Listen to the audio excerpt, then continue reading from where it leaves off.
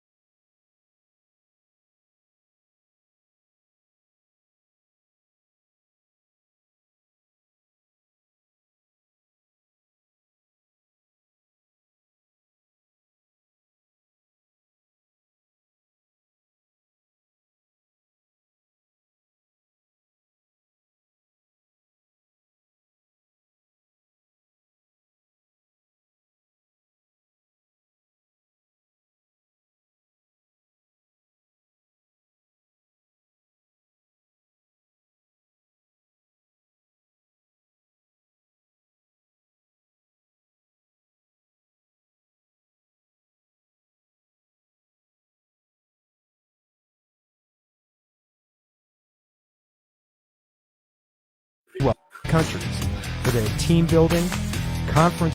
Wreck me, baby. Break me in two. But you move me, honey. Oh, yes, you do. Good morning, everybody. Benji Harris from Song Division. We're going to be kicking off this virtual best practices webinar, and I'm going to introduce to you a man who is the lead in the Broadway production of Rock of Ages. He was the lead in the West End production of We Will Rock You. He's performed with Queen and INXS. Give it up for Mig Ayesa. Tonight I'm gonna have myself a real good time. I feel alive. Don't stop me, no. Don't stop me, cause I'm having a good time. Whoa, Mig, I gotta only have 5 minutes to explain who we are at Song Division and what we do. So buckle up, everybody. You ready? You ready for this, Mig? I'm ready for this, Benji. Go for it. Of course. Perfect. Of course you are. All right, guys. So we are Song Division, and we are talking about it today. And so what we do at Song Division is we provide these really unique music experiences that are designed to do two things: designed to unite people around their purpose and drive home key messaging of events. Now, the reason why we use music, you might be wondering, well, why music? Well, music is incredibly powerful. There's a lot of science behind it, which I could talk about for half an hour, but I only got about 4 minutes now. So here we go. Music makes you feel good. When you listen to music, your body is flooded with dopamine, and that's a good thing. It increases social bonds. Anytime you experience music in groups, you feel good and you want to be closer to people. And it's also tied to memory. It's an incredible tool for teaching key messaging of an event. So here's how we do it. We use music, and more specifically, the power of songs. Songs are powerful, and that's why we love music. And we actually write songs with people. virtually. We've done this for live events for years and years and years, but now we've figured out how to make it fun and engaging on Zoom. So no experience is required. So nobody, we always explain that you don't have to have a musical bone in your body to participate in what we do. So here's how we write a song with you. We bring an entire group into a virtual platform. We are typically on Zoom, but we've done this on a lot of different platforms. And this right here is actually a green screen. I threw a white sheet over it today, but I kind of play weatherman. And we use this to teach people what a song looks like. We put up a little verse that's, these are 4 lines. These 2 lines rhyme. These 2 lines rhyme. And so we break the ice, we have a little fun, and then we take the whole group and we send them out to virtual breakouts to write 4 lines of their own together. It's a team building experience to get people connecting and writing a song together. Then we bring them all back. Everyone reads their lyrics and we arrange the song on the spot and we play the song for them. So they get to hear what they worked on together in song form. And it's really exciting. Then we, sometimes Mig is my amazing producer, and Mig produces this song. And this way everyone has a final recording of their team building experience, and they can jam it in their car and it sounds like it was on the radio. So that's how we write a song with people. Now, sometimes we're looking for ways to spice up events, make them more exciting, engaging. Well, sometimes we do what's called a summary song, where someone like myself or someone like Meg is actually part of an event, and we are written into the script where at the top they welcome everyone and they say, listen, we've got a special guest. We have Mig Ayesa from Song Division here. So Mig would explain what he was doing. He says, well, I'm actually here to attend this event, take notes on all the presenters and keynotes, boil it down into the thesis statement, if you will, and then we're going to write a song and we're going to play it for you at the end of the event. So it makes it very increases anticipation for what's to come. We make it interactive by launching a poll, and people can vote on the style of song that we're going to write. So it's completely spontaneous and actually written on the spot. Sometimes we enhance that by having a whole band. We put a band in a broadcast facility and we beam the band into the event. So just like we would do at live events, where when a speaker is coming up on stage, the band will play a custom 20-second stinger for the speaker coming on stage. And so we can do this virtually. We can have the band put on a virtual concert at the end of the webinar, and it's a lot of fun. It adds the energy and feel of a late night show. And last but not least, I've got about 90 seconds left. So we do this program called It's Our Take on a Virtual Happy Hour. So we call it a musical happy hour because it's a non-stop hour of live performances. We write a song about people. We do networking breaks in virtual breakouts, and we also play a rock and roll game show. And this is where it's going to get fun, everybody, today. So what I'm going to ask you guys to do is open up the question box. All of you attendees at home should have a question box. And how we're going to play is we are actually musicians, Mig and I, and the first segment is called Name That Tune. So for instance, I'm going to grab my guitar right here. So what I want you guys to do, I'm going to play a little bit of a song that you know and love. And if you know the name of the song, I want you to type it into the chat box. And the first one answer wins. So I'm going to open up my question box so I can see. So here we go. Name this tune, everybody.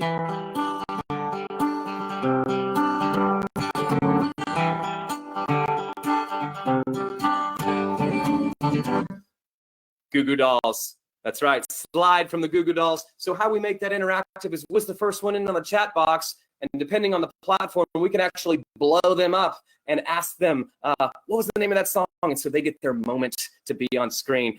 We also do rock and roll trivia. So Mig, what folks here, a rock and roll trivia question.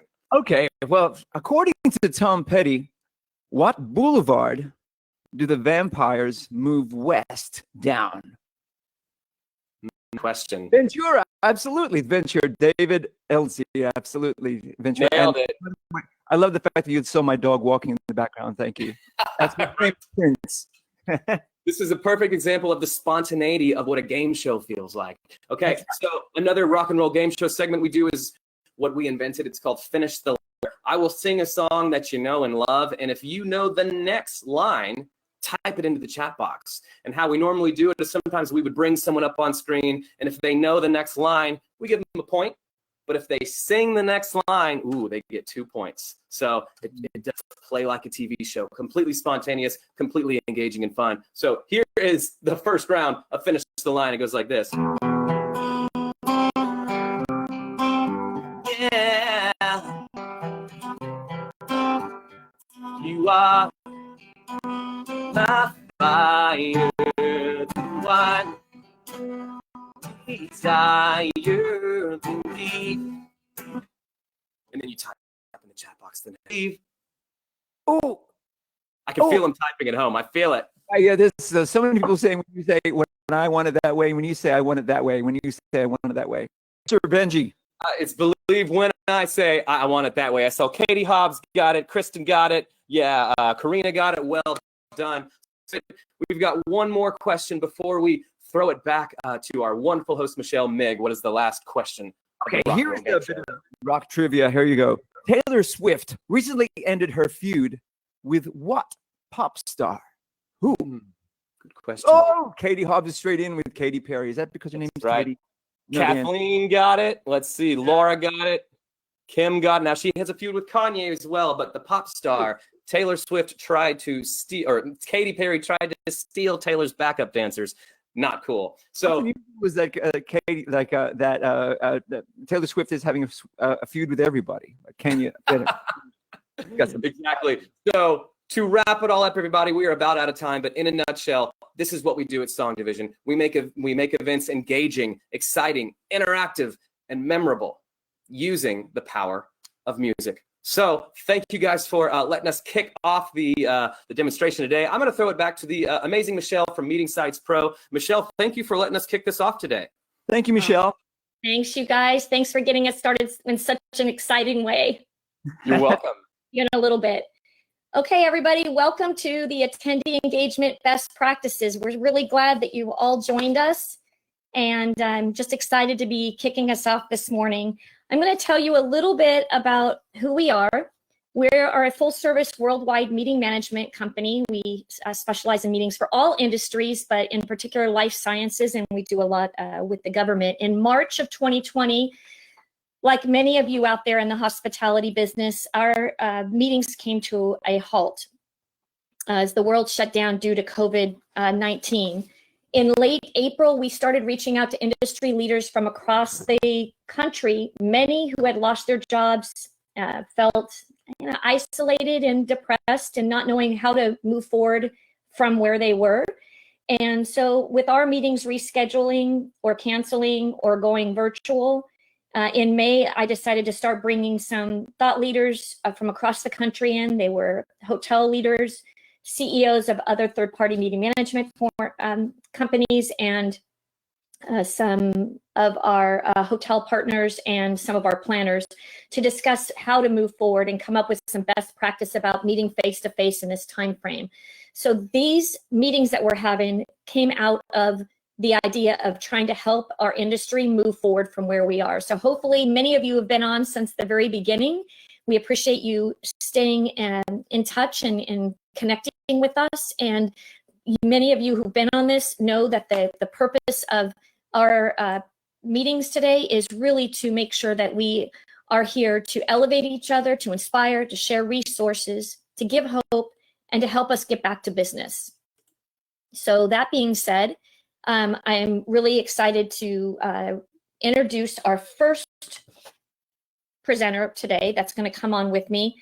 His name is Dan Sides. He's with the Sides Creative Agency. And Dan does a lot of work with a lot of pharmaceuticals, life sciences. He also has worked with high-tech companies. His creative process is unbelievable to me. I met him and talked to him for about 30 minutes, and he had a vision and an idea of what we should do as a company, and just brought it all to life in a matter of no time. So I wanted to just bring him on and share some of his talent with you, have him show some of the work that he's done so far, and talk a little bit about his creative process. So welcome, Dan. Glad to have you on.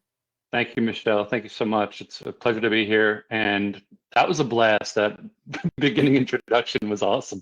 I'm like dancing in my seat. This is too much. Yeah, I love Song Division. They do a great job of keeping everybody engaged and feeling uplifted. So Totally agree.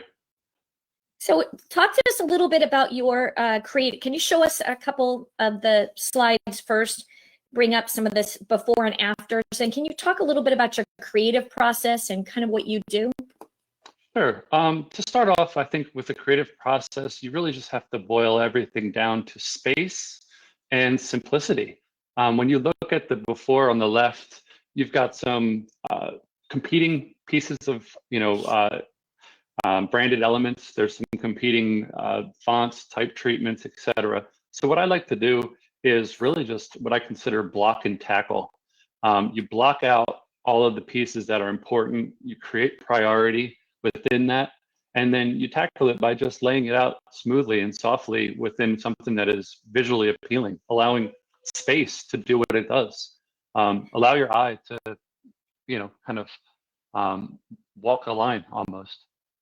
Yeah, it's hard. I know you make it sound like it's really easy when you're talking about that. And I'm a very visual person, so like just seeing something, I can tell that on the one on the before that something wasn't right for me on it, but I couldn't put my finger on what that was. And then I looked at the one you did and I was like, you nailed it. And I know it's hard to come up with that. For those of us that are non-creative people, do you have any, other than hiring you, which is a great idea to bring you on for that, do you have any feedback for us that could help us when you're talking about lines, just something specific that could help us come up with something that makes it a little bit more engaging and feel better to look at? Use only 2 fonts in any of your engagement graphical elements, whether it's presentation or print piece. Try to stay within a controlled environment. So colors, if you're going to use colors, use them as accents rather than just wildly, all over the place. And try to have a focal point. If you're building something that is important to tell a story, use it as a focal point. If it's a PowerPoint that needs a picture of a cat, it's a picture of a cat. Don't overthink it. Keep it extremely simple because, like right now, I have animals that are running around. Everything is busy outside of our world. And when we're focused in on a virtual environment, we want to keep it so that it's nice and clean and feel tidy, So yeah, I would say just basic, the basic block and tackling would be just keeping things very, very controlled. Perfect. Can we go to the next slide? So, and same with PowerPoint presentations, when you're putting those together, or talk a little bit about what you've done here. Sure. For the left-hand side, I noticed the opportunity to kind of just have call it like a screen that just sits there during the beginning of the presentation, even if it's in person or virtual. Something that you could read quickly, but it doesn't have to scare you. It's like, hey, I'm here, and it's professional at the same time. It's focused in on the introduction. The second slide that has the logos on the actual slide, I want them to be controlled. I want them to be in line. I want them to be kind of a little smaller than your brand, because this is about you. This is your corporate kind of communication. Within different types of presentations, you can obviously go and play with who owns the billing of the presentation. But with this, it was just more about clutter. Try and get rid of the clutter, keep it clean, treat it as it's your house, and you want to really, keep your house clean and make sure everybody that visits you has a great time and can really read through the content. And I think I feel like when we're putting together PowerPoint presentations, I always say death by PowerPoint. It's just really, we've gotten to, when we're presenting, we're reading the slides. Do you have any rules of thumb for us for putting stuff together? I've seen paragraphs, and I know one of the things I try to stick to is you never put anything in a bullet point that needs a comma or a period. It just should be a few words. But do you have any other feedback or guidance for those that are putting together presentations? Presentations are like, let me see, the simpler the better when it comes down to presentations. Be able to read the little quote thing underneath of it, if you're on PowerPoint, read from that. Don't read what content that's on the presentation. So 25 words at max, font size, 18 to 20 minimum. Yeah. I think that's important to know that the parameters, since we're not displaying on a 100-inch screen in a event, we're now focused in on each one of our attendees' screen resolution. So think about that too. Almost using a web methodology, like a web design methodology, in your presentation as well. You can show navigation in a presentation, not showing, hey, this is where we're going to go next. Not showing too much, just keeping it really delicate and simple. Treat it as a web design, and sometimes you really do benefit from that. That's some great feedback. Because Yeah. I mean, at the basis of any engagement, we started off with song division doing some activities. And a lot of times you're thinking, or entertainment, when you're thinking about engagement, you're thinking about entertainment. But it's not necessarily about, just entertainment with, it's about the content as well. And a lot of my clients it's heavy content driven.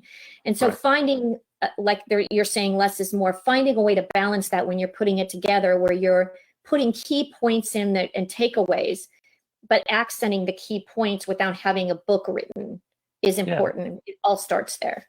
I also think that you can have more slides now.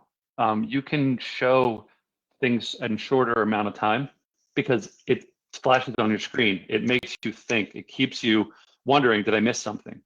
If you hold a slide for 20 minutes, you're going to fall asleep. There's going to be people that just randomly pass out, and you're like, oh, there goes another one, So change is good, I think. I think that's a really important thing, is when there's less content on the slide, that changing the slides, going full screen, going one word, going to different types of relationship and priority of your content is a good thing. Perfect. Do you have any other kind of tips that you want to leave the audience with before we bring the panel on? I think that if you can fail fast, I think that was one of the methodologies that I grew up with. From a design standpoint, it means maybe just sketch it on a piece of paper. You're like laying something out. Just keep it really, really delicate and simple. Don't overthink it. Stay to your brand standards. If you don't have brand standards, call me. That's as simple as it is. Don't be afraid to do something that might fail, but if you fail once, you fail once. If you fail a bunch of times, then something's wrong. But just trying different things out. It's a lot of fun. It should be fun. Well, thank you, Dan, very much for sharing your expertise with me. So I'm going to keep you on because Dan's going to stay on as a panelist. And for all of you out there, use your questions. Please, this is a different type, those of you that are new, type of setup. We don't really have a formal agenda for this. We let your questions kind of guide where we go with our conversations. So if you can please blow up the question box. This is all about you getting what you need to get out of this. It's real important you at least get one key takeaway today. For me personally, it's my goal and it's the panel's goal to make sure that you guys get key takeaways. So blow that up. We're going to bring on the rest of the panel and introduce them. Dan's going to stay on, so your questions I will definitely have Dan answer your questions. Just keep them coming in. So Dan, thank you again. I really appreciate you being here, and thanks for sharing your creativity. It's something that I can't even describe it because I'm not creative like that. So it's just really an amazing skill. Thank you. Thank you. Appreciate it. Okay, I'm going to bring Benji Harris back on from Song Division. I'm going to bring Christine Iverson from Crow Practice, Lisa Jennings from Wildly Different, Tim Kurbavez from Talon Entertainment AV, Kurbavaz. I said it wrong the first time. So we're going to bring in Helen Taffet from Sensational Baskets, and that is our panel. So we're really happy to have you guys all on with us today. Thank you very, very much for being here. Make sure you're off mute so that when we're going to ask questions, you guys are able to answer them, and then mute yourselves back again when you're ready to answer. So thank you guys for being here. Really do appreciate it. I'm going to kick it off with Song Division. Benji, I'm going to ask you, from other companies who inspire virtual engagement? Like, what's the main difference? The main difference is that we're using music, and we're using music in a way that nobody else is doing. Secondly, we use professional musicians. Our Team USA MCs have all toured with music superstars. Like for me, I'm based in Nashville, so I've been a touring guitar player. If music fans out there, I've played guitar for Chris Young, Cassidy Pope, Sam Hunt. These are all big, kind of newer country stars now. So we bring this element of legitimacy to the meetings and events industry, especially virtual now, of we have lived the life, we've been on the arenas, and now you are getting this professional experience from people that have walked the walk and talked the talk. Excellent. Thank you for that. And I know some of yours is a very unique idea for engagement as well. I've done a lot of the cooking and wine tasting and, polling, and I've done even some song division, which is really exciting. Are there any other creative ideas out there that anybody has engagement? And I'm going to open that up for anybody that wants to answer other than those things. Well, of course, I think starting a meeting with sending a gift to someone. Michelle.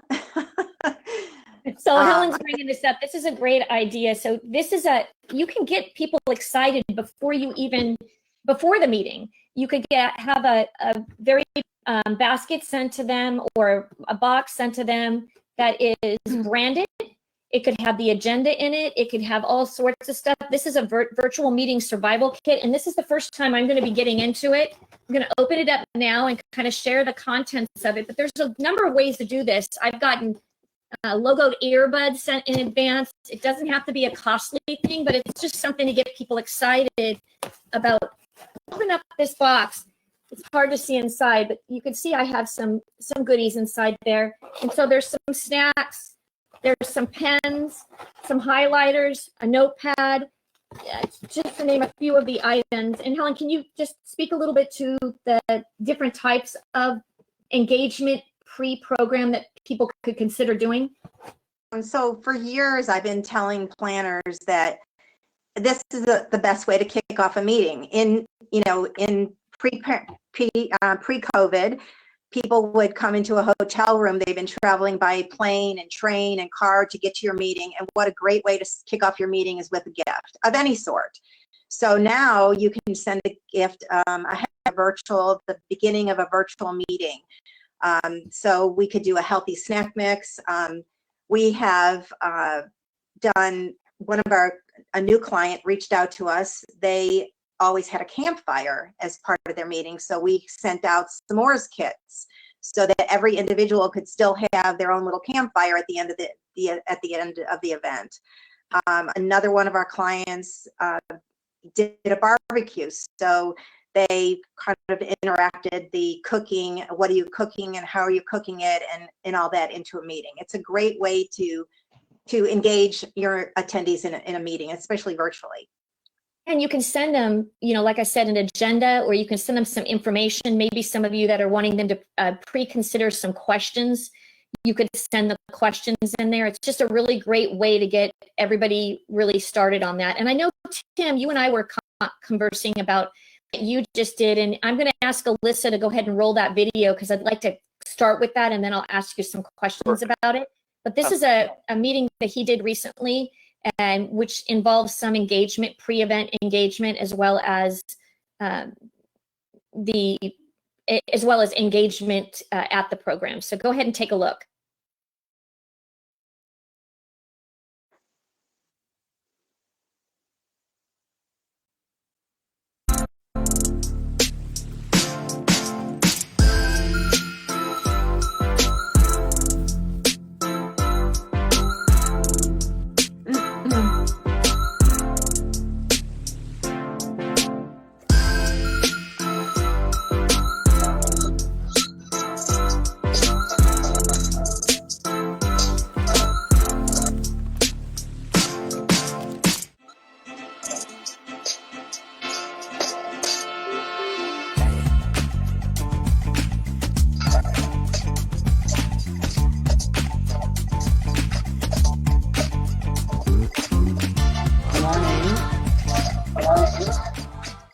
Thank you. Well, welcome to the caffeine and conversation portion of Veloci's 2020 member meeting. I'm Josh Boone, Executive Director, and I'll be your MC for today's meeting. Thank you for joining us. Each primary Veloce member representative should have received a snazzy Veloce mug like this one. I hope you have it in front of you and are sipping some coffee this morning. We included a bag of coffee to kickstart the meeting and the morning the right way, well, caffeinated. So let's raise our mugs in recognition of Southern California Edison for sponsoring today's event.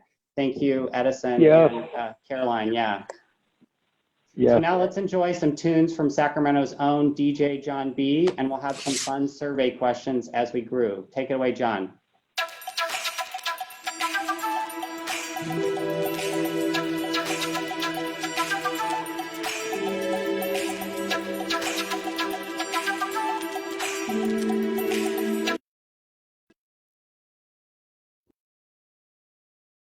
That's awesome. So thank you for that. And cheers, everybody. Cheers. You got your mug in hand. I just wanted to go ahead and kick us off and tell us a little bit more about that whole experience, because I know I'm excited when I get something other than a bill in the mail, or junk mail. Yeah, so this was a relatively small group. It was like a member meeting for this organization that's essentially a trade group, an industry trade group.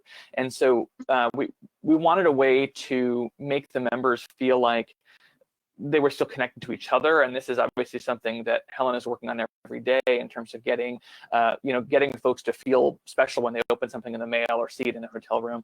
And this was a relatively intimate meeting with 40 or 50 attendees and then some audience. And we wanted those panelists around the table, the members who were going to sit at a hollow square table in the real life meeting, to feel like they were still connected and had kind of a touch point that they were all together. And so there were actually moments in that event where they all held their mugs up on camera, be like, look, kind of we're in this together. Yeah. And then we added the DJ and basically called it a virtual coffee break. And so I think on the video, I lost sound a couple of times in that video, but basically we opened the meeting with a DJ and with some polling questions, and just get people talking, get people chatting with each other, and kind of caffeinated, get them perked up for the day, and then basically rolled into the meeting kind of touch point that they were all together. And so unlike Helen, sending folks special gifts is not my full-time job, but it was something where I think we were able to get a lot of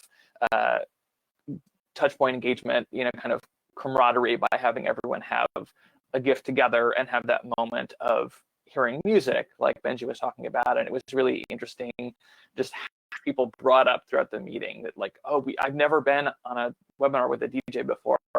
And there was a later meeting, a smaller group, they were like, where's the DJ on this one? And it was just something that really, I think both Helen and Benji know, both give a lot of engagement and connection point to people. They do, and it doesn't have to be long. It could be something that's just short and a pick-me-up. So I just think they're very helpful. And just like at a regular meeting, I mean, a lot of our meetings are going to be hybrid. It's not just virtual. So even at an in-person meeting, getting something in advance, and especially the pre-communication with participants that are attending live now or in person is going to be more critical than ever before. So it's not the first time they're arriving to know that masks are required, or what the room's going to look like when they get there, and what their experience is going to be like. I'm finding that when we're engaging our clients now, we're actually showing videos of what that's going to look like from arrival to a property, and to their checking into the hotel, to getting to the meeting space, if the temperature checks are going to be provided. And to Lynn Henderson's point, is one of the things that we're doing as well is taking temperatures, but we're also a best practice is including a little temperature check with a hand sanitizer and maybe a little, throwaway mask in a kit when they arrive to the hotel, so that they have that, or even pre-hotel, and they can bring that with them for the number of days they're there, so that they can take the temperature even before they go down to an actual meeting space. So there's a lot of best practices around doing this. Absolutely. Does anybody Michelle? have any? Yeah, go ahead, Helen. I was just going to say, I think, and there's so much apprehension, and people have been in quarantine and staying home for so long. There's so much apprehension about going out, and that kind of communication ahead of time is so important, so people know what to expect.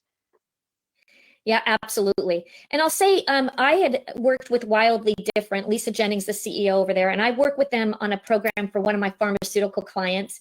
And it was a universal scavenger hunt called Get to the Point. And it was so much fun. I mean, I had a blast in actually in person in attending that. And as I understand, you've also now, you do it virtually. Can you talk a little bit about some of the options for engagement with your company? Absolutely. So I think what makes our events wildly different, hence the name, is that as opposed to something that individuals are doing and being engaged on as a group on a screen, our games allow people, any size group can do it, but then they're breaking off into smaller groups of 4 to 5 people to actually interact one-on-one with each other. So at the end of the game, it's like, oh gosh, I had no idea Bob was so much fun or that Jane was so clever, because they've spent 30 to 120 minutes, depending on the length of the game that you play with one another together, where they're actually solving problems and doing creative exercises and communicating with one another. So we have everything from virtual escape rooms where they have to try and figure out what it is that they need to open on the screen they're looking at. And as they're doing it, clues are opening up and they're working together to solve them in order to get a code that will allow them to pass from screen to screen to screen. Or a murder mystery activity where they are doing some fun trivia-based things about being a detective, like answering questions about fingerprint blood work analysis, but then something opens up that reveals something that was found in a room in the manor where the murder was committed, or something about one of the potential suspects, so that they're working together to make guess as to who did it and with what. And I just love that at the end of that, those games really do give people a better sense for one another. So it works from a team building aspect or just a simple networking, let's get to know one another type of thing. Yeah, I know it brought out the competitive nature in me. I really enjoy playing games and competing. I've got to win. So it was a lot of fun doing that. It's really nice to see how a lot of companies have, I know it's been overused, but reimagined. They have really added a bunch of services and gotten innovative. You really have to think differently in today's environment. And if you're doing it right, you are thinking differently, because this is not pre-COVID times, and we really have to make sure that we're careful about how we're doing it. And I do think hybrid's here to stay. I do not think it's going away. So this engagement conversation is really important. There is a question about creative virtual swag bags that don't have to be mailed to attendees for events. Any ideas from anybody on the panel on that? Really, this is probably Lisa and Helen mainly that do those. A virtual swag bag. And items that don't have to be mailed to attendees. So I'm thinking, this is from Christopher, and I'm thinking, Christopher, I think you're talking about like maybe something to hand to them on site, which I think you can do something, anything that you can send to them in the mail could be handed on site, correct? I had a thought, if you're talking about a virtual event or a hybrid event where you want something for your online attendees that maybe doesn't have to be mailed, what about something like a virtual background image? Or I mean, obviously it's a very simple thing, but if you send folks a unified virtual background image that they can all have the same background, and that's an easy kind of literally just sending them an email with the JPEG. Yeah, he's saying like what about having a link to something that they can download? Now I've seen that if you were going to go that route.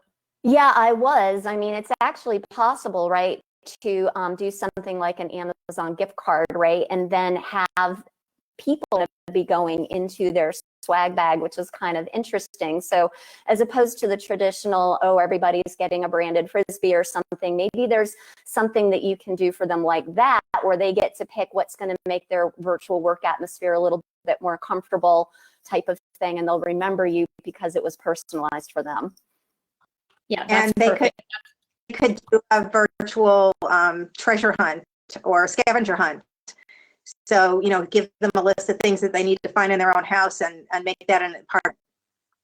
Yeah. That's fantastic. Christine with Crow, we have some meditation virtual downloads, some fitness virtual downloads, and things like that.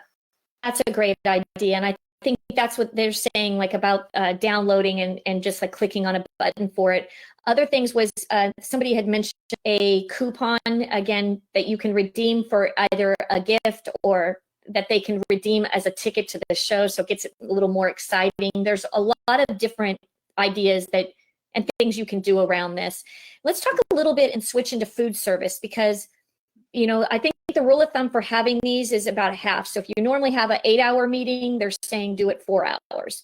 And less is more in this environment because it's, again, you have to keep everybody highly engaged. Are you guys doing anything creative about food for, you know, serving breakfasts or lunches? And we saw the snacks that came in for like a break, but how are you handling the food feature?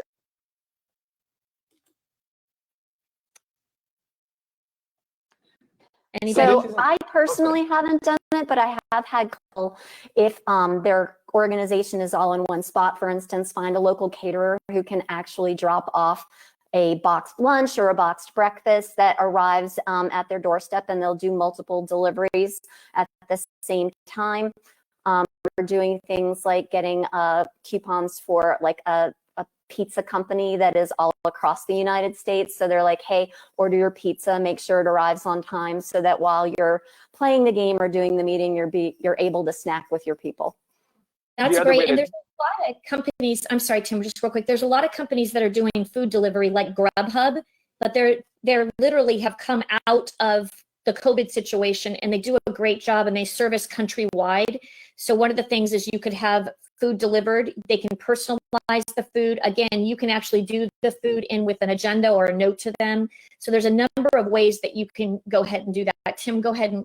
That was going to say a DoorDash or a Grubhub or a Postmates coupon will gift your online gift that can be delivered by email. So that's Michelle, perfect. I've got something.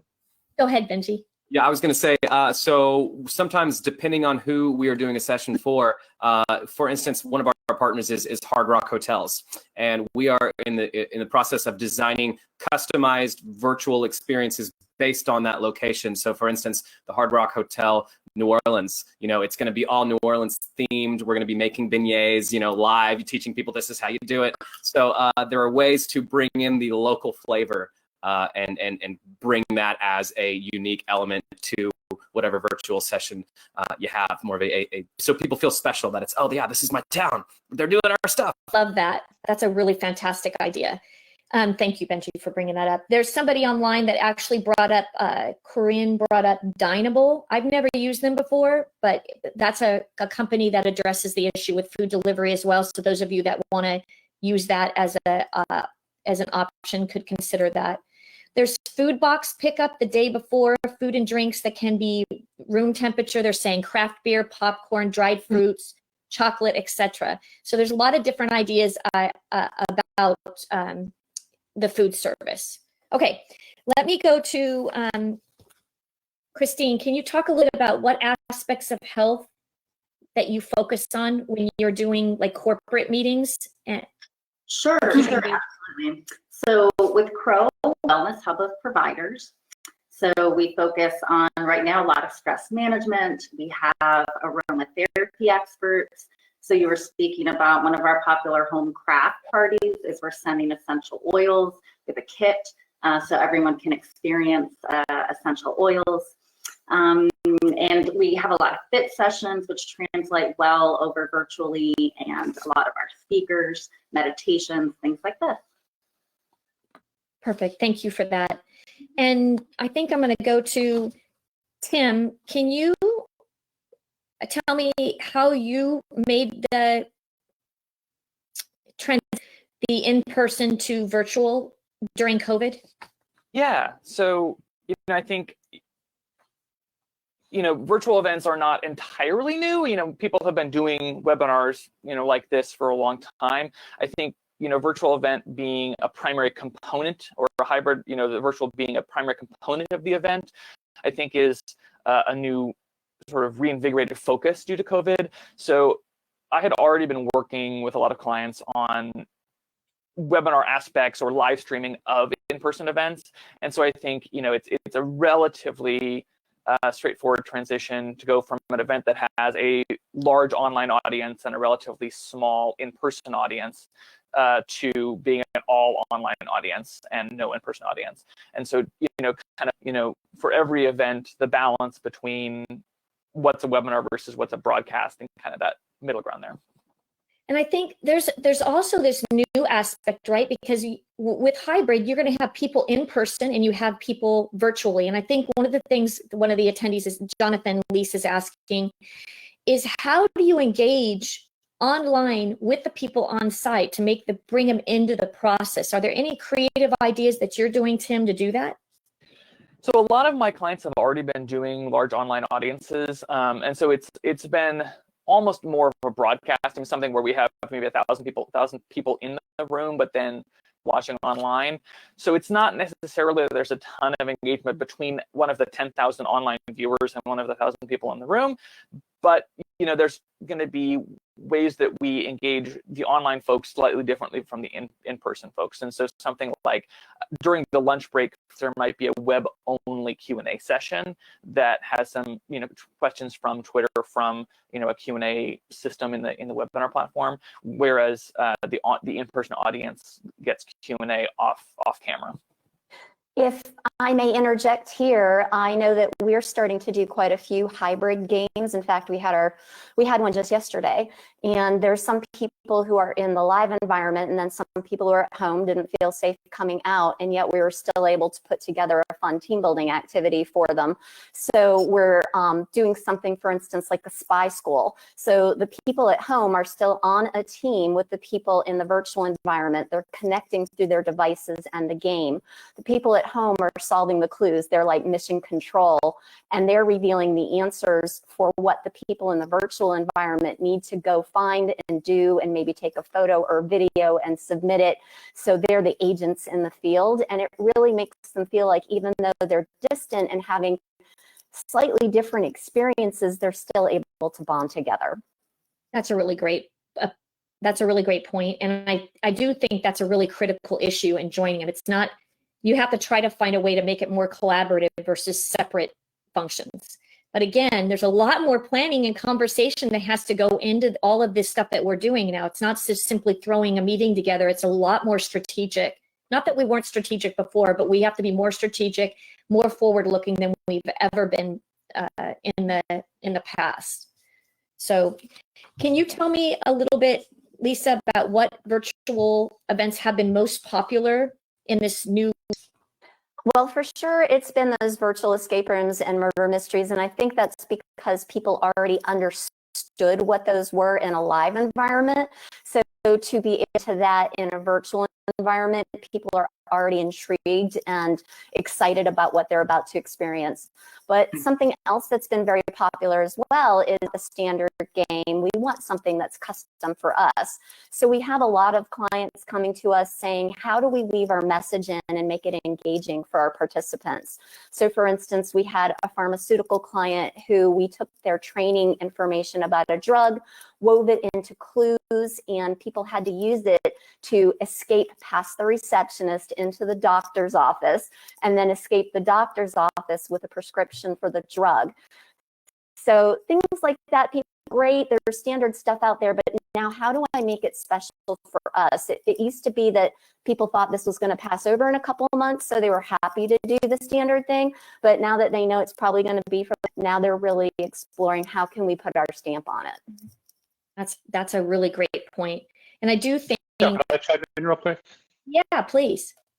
Lisa, so a lot of what I would do is create around an event, and now that the real in-person events are no longer the norm, you know, where virtual is becoming the norm, what from a theme standpoint, like, wow, that's so, you know, it's so balanced around an idea. Mm-hmm. Whereas now you're virtual, how do you bring that type of energy to the virtual environment? Well, I can only speak from our event perspective, but for our events, we do encourage people to make it themed, right? So if you're doing a manor house murder activity, people are getting dressed up, you know, with like fake mustaches That's and cool. dressing up as flappers. And then they might have a background if they're on Zoom where you can customize it, and they're choosing, you know, their scary looking background, and just really feeling immersed. And we're not just going to play a game. We're like, okay, detectives, are you ready? A murder Like your has voice happened. is in You know? it, your whole Yes. attitude is kind of okay. I do think once you get in it, it's like when I started the activity that I did over in Orlando. Once you start getting in it, it's really exciting, and everybody's getting in it. It kind of brings everybody together. And I had a client that calls it mandatory fun. So everybody needs to participate in it, and it's funny how when it starts off mandatory to get you participating, but once you start participating, even if you had an option to get out, you still would want to complete it. Just part of the collaboration and all that. But tying that online is definitely challenging, and those are some great ideas for doing that. And along with theme, what do you think about using, you know, your talents of the creative side of it to theme those things together? I think you have to, from a start point to an end point. So it's a customer experience at that point. It's almost like you're buying a product at a store.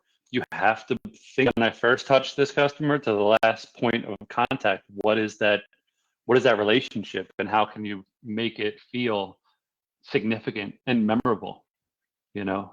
And design and just creativity in itself will help you get through that. And I think if you go ahead. I think if you can create themes around the meeting, we did a barbecue box for a company that was a dermatology company, and they had like a hot sauce because one of their products had to do with heat, so they coordinated that. And we're cool. also doing, we're working on a virtual bourbon tasting, so that, you know, if you can design your product and your gift as with the theme or a sponsor or the brand, you know, it's really important to know what's going on at the meeting so that you can coordinate all that. And I would say that's a good point of coordination. I think you need to coordinate with all your vendors, whether that's your design agencies, your fulfillment and gift partners, your contributors, and your production agencies and production partners, because, you know, all those pieces go together. And I think, you know, having everyone together on the call, having your virtual environment branded, skinned, and the broadcast workflow match the needs of your event, and making sure, you know, we can get the fidelity of the songs and the quality of the virtual games through that broadcast platform are all critical. Absolutely. Absolutely. Okay, I'm going to remind the audience, please ask your questions. I think I'm down to 2 of them that are left right now. So if you could please, this is all about you directing our conversation. And if it's going well, let us know it's going well. If you have questions that are still outstanding, please put them in there so that we're able to address all of your hot issues. Okay. I'm going to go to Helen on this one and ask, when you're being creative, what's the creative process in you putting together a gift for the gifts that go out for a meeting? Well, we work with the meeting planner to find out the purpose of the meeting and who's attending the meeting. Maybe any past history, they've done these kinds of meetings in the past. What have they done? Who's attended? And where is it being held? Sometimes we can create a gift. Someone mentioned New Orleans. We can kind of create a gift for the event and where it's being held. Time of the year, you know, right now it's summer. We have great summer gifts. We do a lot of themes on our website. We have summer gifts, spring gifts, and of course the holidays. But we've done 4th of July and Memorial Day. So depending on what time of the year you're doing your event, you can create a gift for that. Budget, of course, is important, and then brand awareness do they have sponsors that they want to highlight, and do they want to highlight their own brand? So there's a lot of working with the meeting planner on all those issues.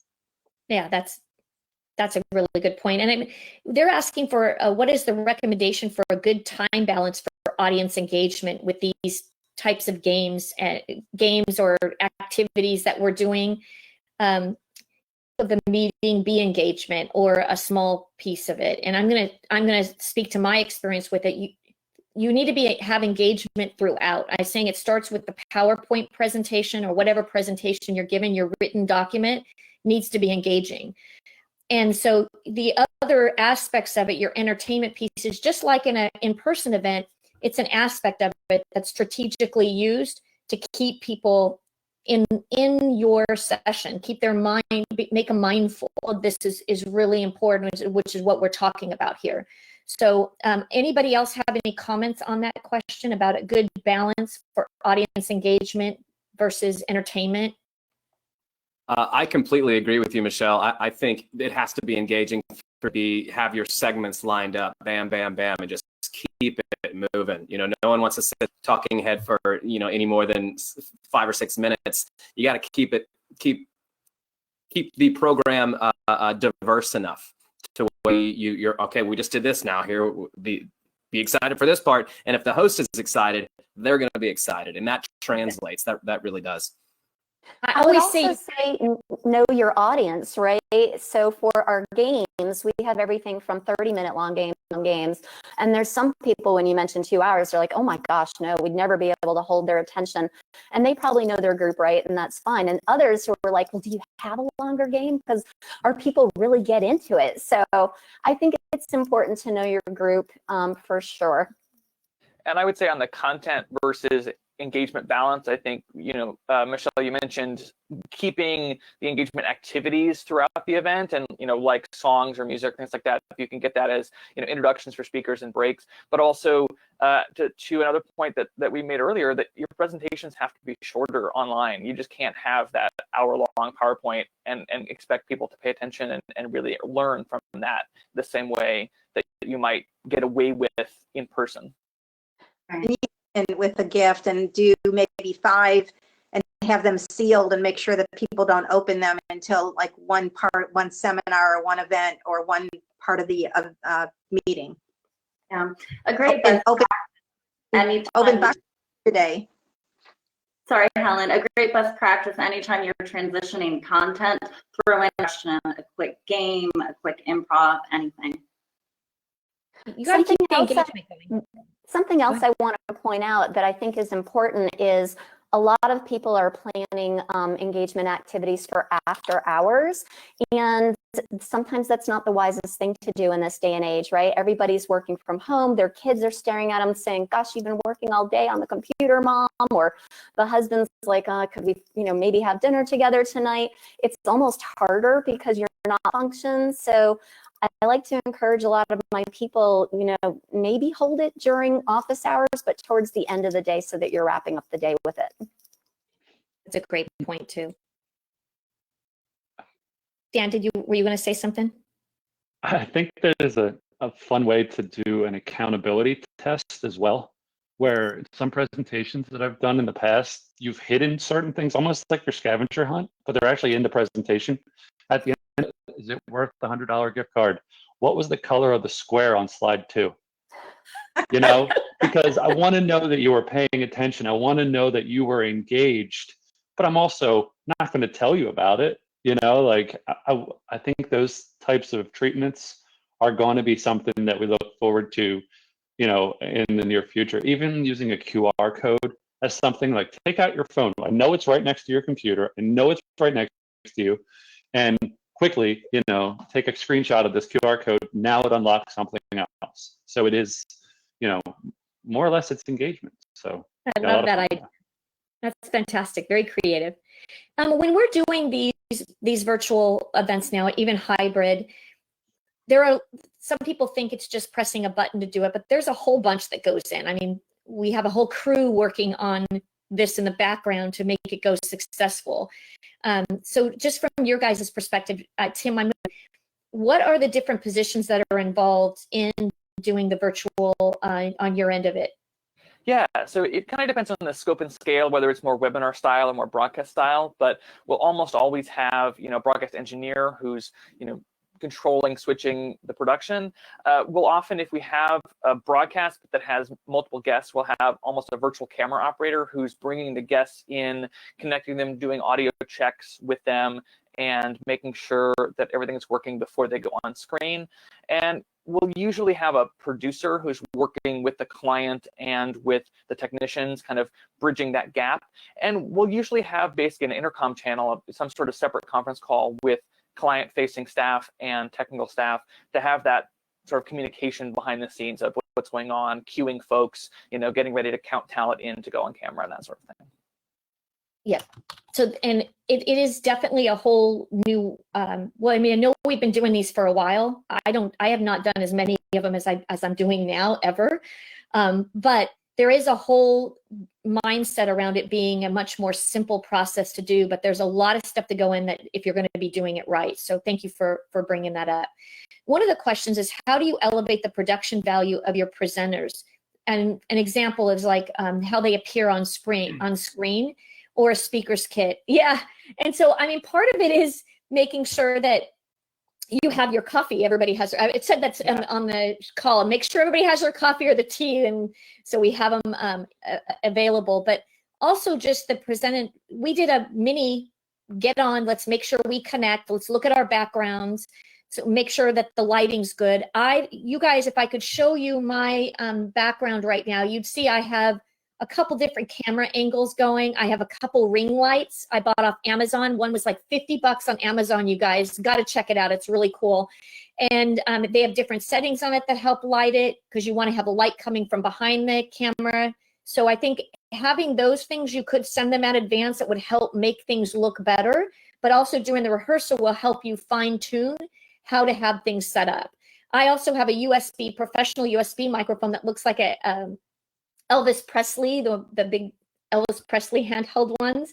That's a lot of fun. That was like $20 on Amazon. So there's a lot of great things and resources you can use to do that. Does anybody else have any other ideas along those lines?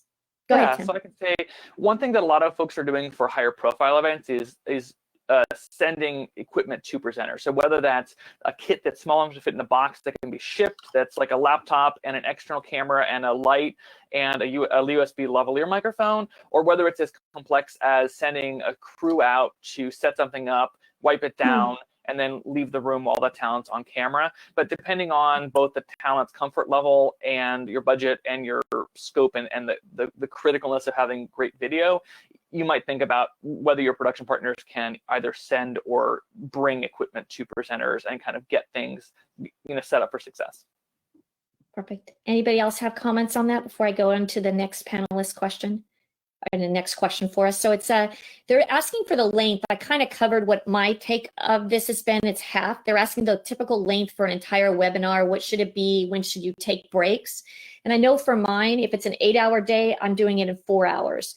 I can spread it out in multiple days, shorter time frames, and every about hour and a half to 2 hours, I'll incorporate a quick 5-minute, which we're going to do with Christine in a little bit, kind of a way to engage or really alive in your brain, if you will, to bring you back into focus so that you can be fully present when it starts. Does anybody have any ideas around that?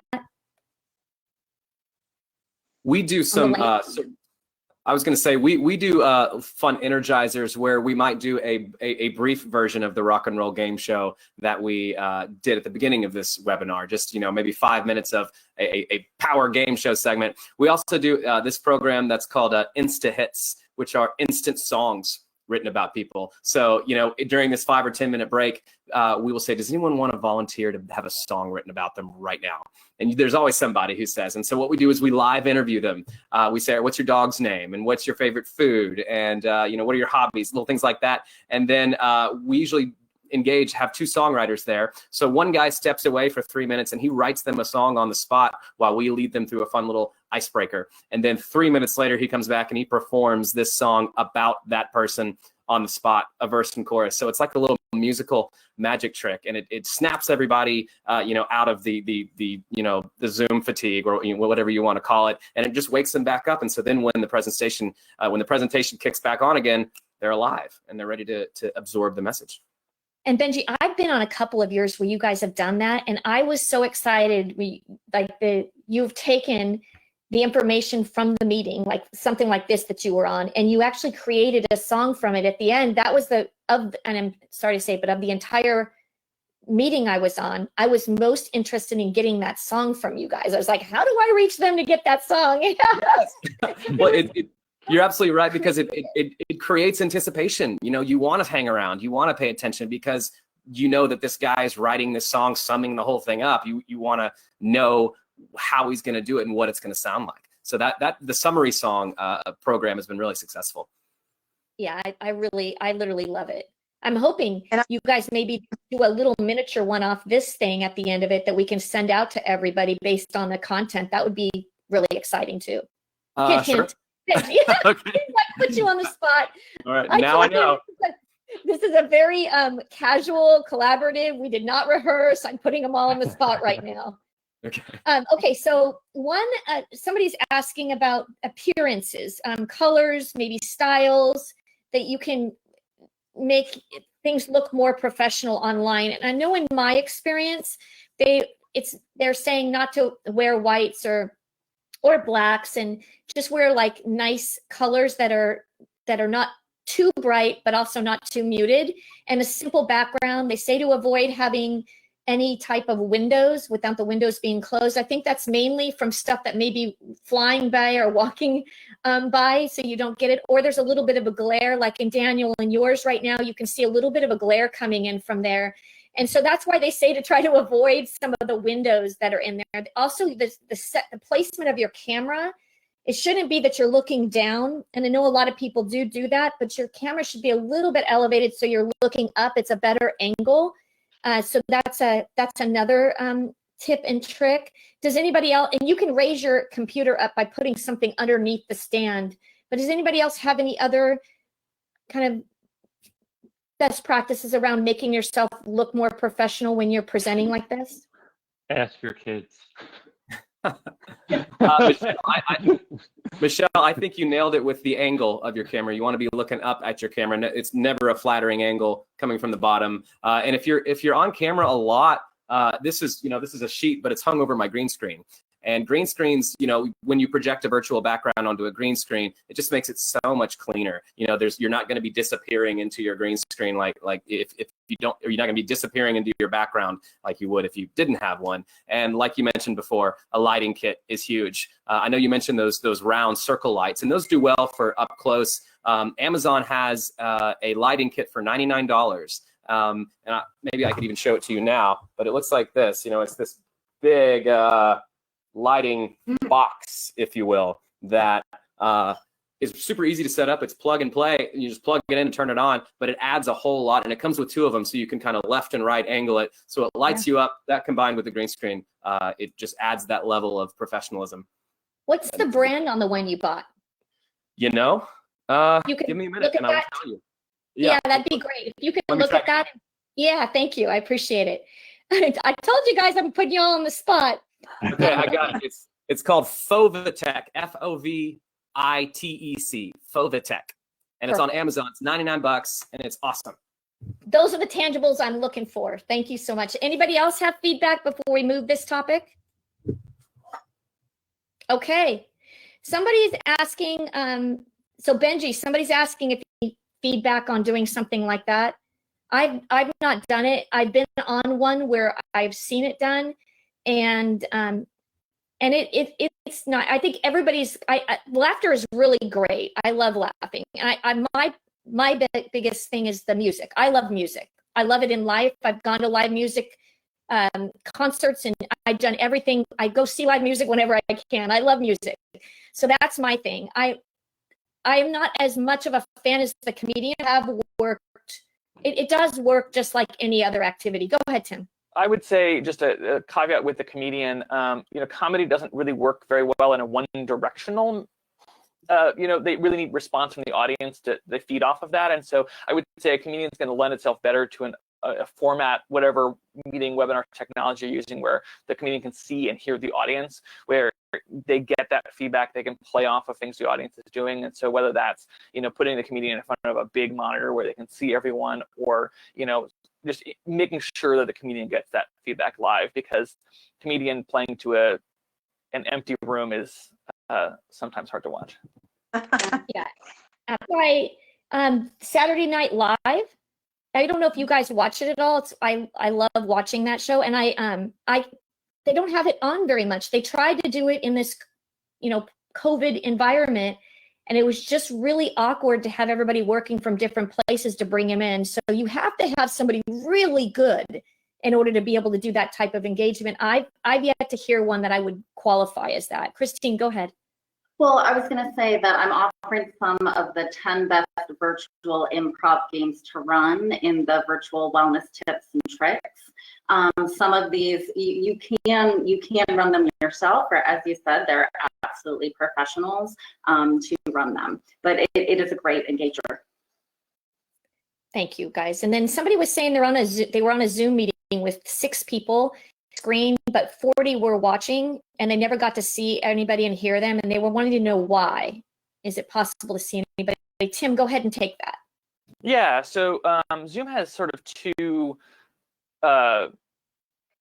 product meeting and the Zoom webinar.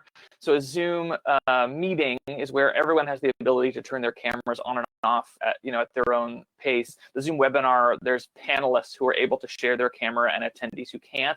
I don't know whether you were on a meeting or a webinar, but in a Zoom meeting, any of these meeting platforms, anyone can choose to turn their camera and microphone off and just watch. And so it may have been just that in that meeting, it may have been a webinar where we're just in their listen only mode, or it may have been a meeting where folks had just chosen to turn their cameras off. And that's an engagement thing, is are you encouraging folks to have their cameras on and mics on and engage? And that comes down to some of these activities, interactive things where getting them to sort of encourage them strongly to be present at the meeting is part of it.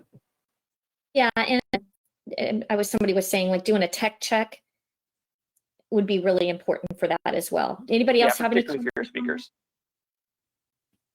So there's internet speed. Let's talk about that a little bit, because so you have to talk to people when they're doing their presentation. Like even on ours today, we've shown some videos, and if you have pop-ups, if you don't have your pop-ups enabled, when the video comes up, you won't be able to see or hear anything on that video. So really letting the audience know about ahead of time in those housekeeping notes about making sure the block-ups aren't popped, making directly into your modem if possible, because if your internet, if you have internet connectivity, you may not see anybody, you may not hear them accurately.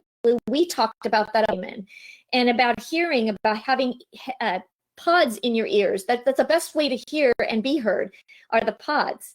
So those are some best practices. Anybody else have anything else around the Wi-Fi conversation or ways to handle that? Okay. Well, Perfect. I will say that if you're Wi-Fi, you can always usually use your phone as a hotspot. So it's always great to have whatever app you're using on your computer also be on your phone, so that should you go down and not be able to use that, you can just rejoin on your phone and you're able to instantly be connected, or just connect as a hotspot from your laptop. And I will say, when working with your presenters and panelists, I think as an organizer or as a technical professional, we always need to have a backup plan. What do we do if one speaker goes down? What do we do if the moderator goes down? And just having a plan of who's going to jump on and fill the time until we get people back. Whose job is it to reconnect people, to reach out to them? What is the backup plan? What is the graceful degradation to just having somebody call in on the phone? Just having that plan of action in advance gives you a lot of sense of security that you already know what you're doing when something goes wrong. It's a great point, Tim. We always have a co-host on everyone as well, because then if mine goes down, everybody isn't kicked out. The co-host is able to pick up that duty. Absolutely. I've got one more point to add to that. You can buy these uninterruptible power supplies that you can run the power source for your modem into. That way, if you have a power outage, your modem's not going down. Perfect. And I know Brian Stewart had just brought up that Wi-Fi hotspots can also be provided. That's a really great idea that I hadn't thought about before. So that's awesome. Thank you, Brian. And certainly if you're shipping equipment to presenters, you can do a Wi-Fi hotspot, or you can do some kind of backup solution that bridges their home internet connection with a cell connection, so you have that automatic failover. Thank you. Okay, so we're going to get ready to do a 5 engagement techniques that create energy from Christine. But before we do that, I want to ask real quick, Helen, what should the budget be for shipping to send a special engagement gift to a bunch of attendees, about 1,000 people that they're shipping to? How do they go about creating a budget for that? Either Lisa or Helen, when you're sending those out. Well, they can, if they have some time, via USPS, if they or FedEx Ground, and the budget will depend on the kind of gift that they want to send. So it could run from $10 to $30. So it depends on what size of the gift that they want to send, but and how much time they have. Lisa, you have anything to add to that? No? No, I actually don't ship gifts. My clients will do them in conjunction with my events, but I don't take sure. Okay, perfect. Christine, they're saying offering a virtual yoga workout for attendees early in the morning prior to the conference starting. Do you do anything like that? And does that usually work? Yes, absolutely. We've done it pre-recorded as well as live. 15-minute sessions, 30, 45, an hour, absolutely. We even have a client that we sent. It was a small amount. So when it's a small amount of attendees, we will do the shipping. But yes, it works very well. Okay, I'm going to let you kick us off and bring us back into being mindful and focused. We're ready for you. Well, I want to touch on a point because I felt like there was a question asked boosters. So just really quick, a quick energy booster. If you feel like you've just had a long speaker, some PowerPoint, counting down from 10 to 1 and actually have up from their seat 10 to 1, like you're feeling like you're blasting off, gradually raise the energy. It's quick and you can use that anytime. Doing any physical movement. I know that we're in our seats all the time. If you can use to get up on their feet and move, it's going to push them into a peak state. So what I'm going to share with you right now are a few quick techniques from our Be Well games. Our Be Well games were virtual, and now we've taken it Be Well interactive. So the first technique, join me, bring your hands up. What we're going to do is take inhale breath in and out our nose 10 times. If you're familiar with yoga, this is the fire breath technique. So join me right now.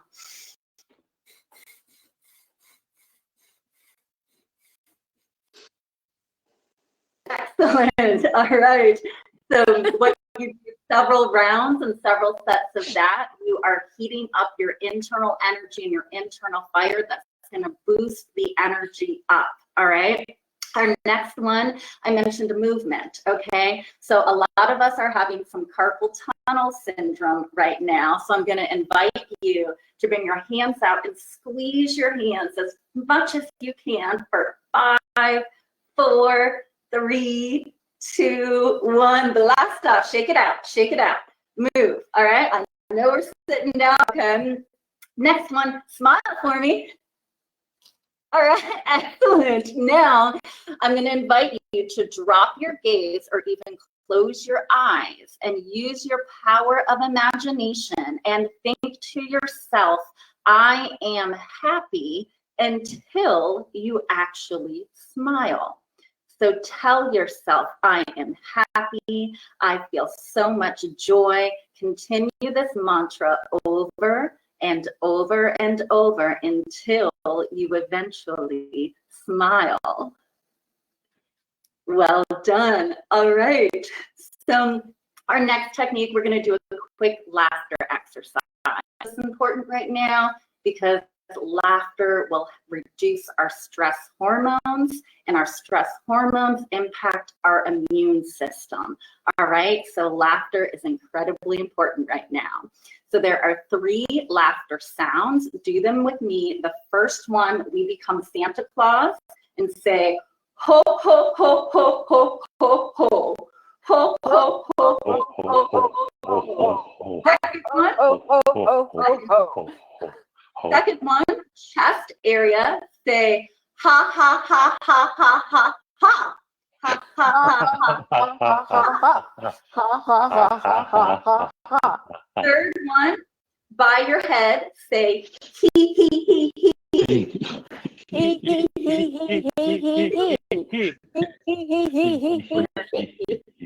Those are the three basic laughter sounds, ho, ha, and he. What you may not know is that even when you are fake laughing and it is not true, genuine laughter, your body still experiences the benefits of increased oxygen, lowering blood pressure. It boosts your immunity.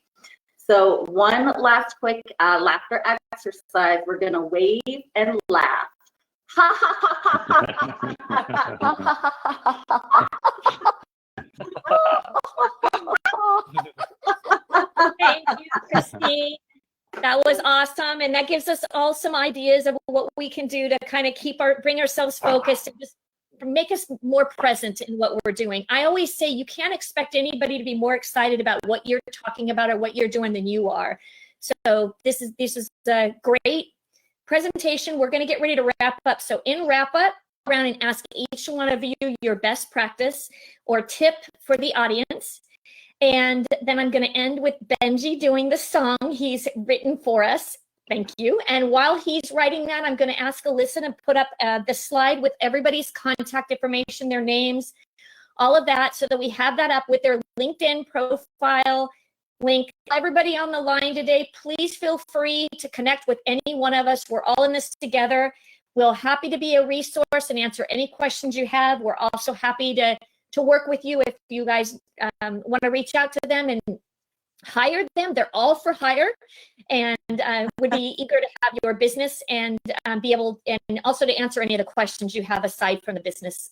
We will all rise together in this as we collaborate, and we stay connected. So please join us. I also want to remind you, for next Thursday, we have 3 of these left for the end of August. We're going back to the topic of live meetings updates 2020 and beyond, where we're talking about having in-person meetings. Some of your questions today had to do with in-person meetings, and I intentionally did not answer those because today's was more about attendee engagement around both in-person and virtually. But combining those, our in-person live events, we'll be able to talk to you and literally show you firsthand how we're doing those events, what they look like. We'll show you diagrams, pictures, and we'll answer all of your burning questions. Again, these meetings are driven by your questions, so it's all about you guys, the audience. So thank you for being on here today and joining us. So don't go anywhere. You don't want to miss Benji's song, and you definitely don't want to miss our best practices or tips. I'm going to kick us off and have Christine. I'm going to start with you giving your best practice or a tip for everybody moving forward. Sure, absolutely. And I do have a free resource for everyone that lists a number of them, but main best practice movement, get people getting into a peak state. Thank you for that. Lisa Jennings, go ahead.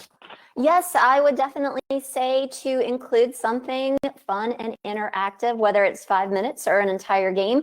And you don't have to hire one of us. You can do that yourself, right? So one of my favorite games is the toilet paper game, which fits in quite apropos during the pandemic, where you tell people to grab a roll of toilet paper and take what they need. And they're just looking at you like, I don't understand what you mean. And you're like, just take what you need. And then you reveal after they did it that for every square they took, they have to share one thing about themselves, and you can push them off into a meeting room so that they network with one another if you have a larger group, so it doesn't take forever. Perfect. Okay, Tim. This is not something we talked about really today, but I think it's an engagement best practice, is making sure that your events, both in person and online, are accessible to everyone. So making sure that your in-person events are accessible to people with physical disabilities, and that your events online are accessible to people with all sorts of access needs in terms of how they're accessing the content. And feel free to reach out to me later online if you have questions about making online events accessible. Thank you, Tim. I appreciate that. Helen? So I would say be creative. I mean, we had so many great ideas today, but there are so many things that you could do with your meetings. And you can use our website as a resource. I mean, we have a whole section on meeting gifts, that I think that's how Michelle found us in the first place. But there are so many things that can help you engage with your attendees and your participants in any virtual meeting. Thank you, Helen. Dan. I would say allow your presentation content to breathe. Allow some space in between content pieces, and just use color as a basic indicator. Keep it simple. Absolutely. They have that saying, keep it simple, stupid. And KISS, it's there for a reason. Yeah. So we just want to make sure that we're doing that whenever we can. So thanks you guys very much. I'll ask you guys to go off camera now. We really appreciate you being here. Benji, stay on. Peace out. At the beginning of this meeting, we stated the purpose of this meeting was to inform, inspire, elevate, share, and spread hope, all while we get back to business with safety top of mind. Our hope is that you gained at least one new resource during our presentation that will help you keep moving forward. We have these meetings every Thursday, and everyone is welcome to register, participate through the end of August. We will be having an all-star lineup of panelists in the next 3 weeks who will be discussing getting back to having face-to-face meetings and also having face-to-face meetings, their viewpoints, best practices, and lessons learned in our new normal. Thank you again for joining us and for your messages. We appreciate all the feedback. If you could please remember to fill out the survey as you go, that would be fantastic. And remember to invite others to this session as well. It's a free session, helps elevate us all. We want to make sure that we're able to help us all rise together. So thank you, stay healthy, and take it off, Benji. Take it off. Just kidding. Michelle, thank you for having me. This was a lot of fun. I got so much out of this, and thank you all for watching at home. Again, I'm Benji with Song Division. If you want to reach out to me, it's just Benji@songdivision.com, BENJI. So here is your song that I wrote 7 minutes ago, the debut. Here we go. Hey! Oh, yeah.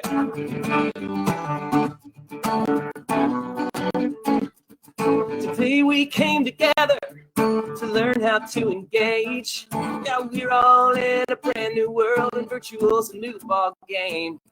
From sending people packages to playing online games, we're learning best practices so we can make it great. So thanks, Meeting Sites Pro, for bringing us all here.